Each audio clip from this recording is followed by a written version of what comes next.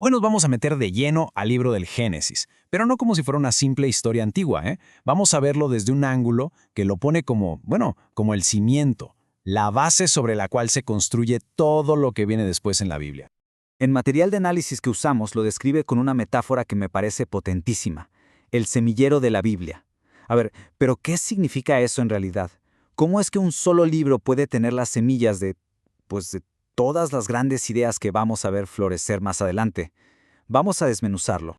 Y la primera pista, pues está en el nombre, Génesis, que viene del griego y significa principio u origen. Y ojo, no hablamos del principio de un libro nada más, sino del principio de todo, del universo, de la vida, de las relaciones humanas. Todo arranca aquí, según esta narrativa. Ok, entonces, vamos a entrarle a esta idea del semillero. Y para que nos demos una idea de la escala de la que estamos hablando, hay que pensar en esto. El libro abarca más de 2000 años de historia. 2000 años, desde la mismísima creación del mundo hasta la muerte de José allá en Egipto. Es una cantidad de tiempo impresionante. Y justo aquí están esas semillas de las que hablábamos. O sea, Génesis no es solo un cuento de «y luego pasó esto». No. Aquí se siembran conceptos clave. El origen del universo, sí, pero también la entrada del pecado. La idea de que se necesita una redención y, muy importante, el plan de Dios que se enfoca en una familia muy específica. Básicamente, aquí está la raíz de todas las grandes doctrinas bíblicas que vienen después.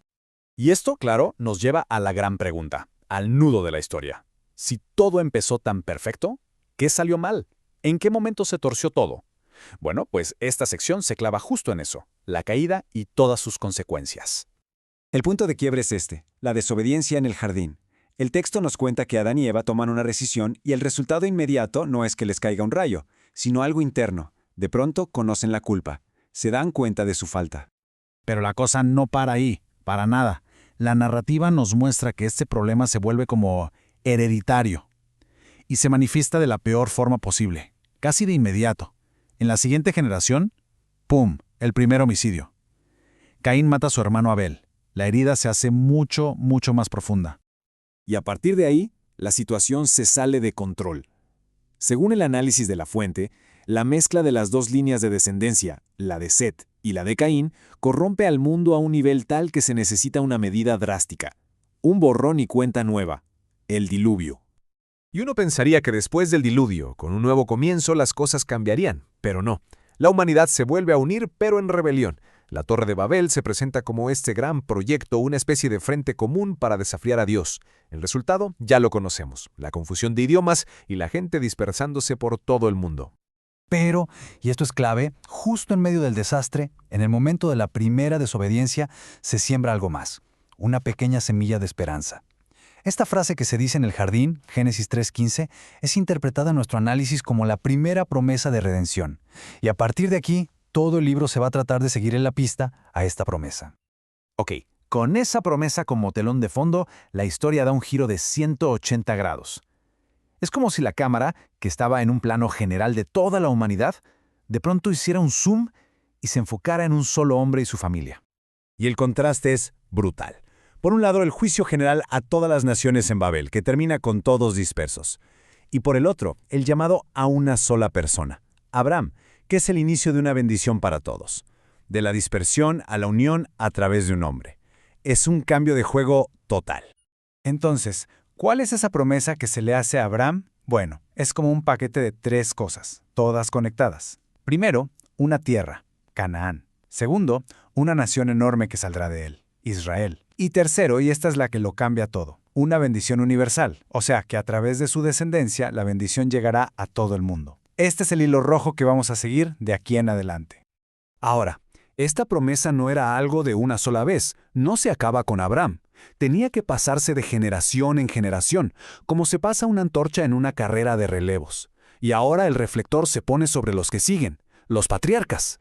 Y la línea es muy clara. Primero, claro, está Abraham, el que empieza todo. Luego viene su hijo, Isaac, el heredero, digamos el continuador. Y después, Jacob, a quien le cambian el nombre a Israel y que es el padre de las famosas 12 tribus. Cada uno es un eslabón indispensable en esta cadena. Y entonces llegamos a José, uno de los hijos de Jacob. Y su historia, bueno, es de película. Imagínense, Sus propios hermanos lo venden como esclavo, termina en la cárcel injustamente en Egipto y de ahí da un salto hasta convertirse en el gobernador, el segundo al mando. Su historia es crucial porque al final es él quien salva a su familia de morir de hambre. O sea, él asegura que la promesa siga viva. Justo esta historia de José, con este patrón de sufrir para después ser exaltado y salvar a los suyos, nos lleva a una forma muy particular de leer estos textos. El análisis de la fuente se pregunta, ¿será que estos personajes son como espejos del futuro? Y el concepto técnico para esto es tipología bíblica. Suena complicado, pero la idea es sencilla. Es una forma de leer donde una persona o un evento del Antiguo Testamento, como la vida de José, se ve como una especie de adelanto, un modelo o tipo de alguien o algo que va a aparecer mucho después en el Nuevo Testamento. Bien, después de habernos metido hasta la cocina en la historia de esta familia, ahora la cámara vuelve a hacer un zoom out. Regresamos al panorama general para entender el propósito final, el propósito universal de todo esto. Piensen en este número, 70. Solo 70 personas. Esa era toda la familia de Jacob cuando llegaron a Egipto a buscar refugio. Un puñadito de gente, casi nada. Pero de ese pequeño núcleo, de esas 70 personas, es de donde va a empezar a cumplirse la promesa de que serían una gran nación. Y así, justo así, termina el libro de Génesis. Con la familia a salvo, sí, pero en Egipto, en tierra ajena. Es como el final de una primera temporada. Las semillas ya están plantadas, están protegidas, y todo queda listo, perfectamente puesto en escena para el siguiente gran acto, su salida de Egipto, la historia del Éxodo. Lo que nos deja con una última pregunta, volviendo al principio de todo. Si Génesis es de verdad ese semillero donde se plantaron todas estas ideas, promesas y hasta los conflictos, la pregunta que queda flotando es, bueno, ¿y qué historia es la que florece a partir de estas semillas? Pues esa es la historia que nos cuenta todo el resto de la Biblia.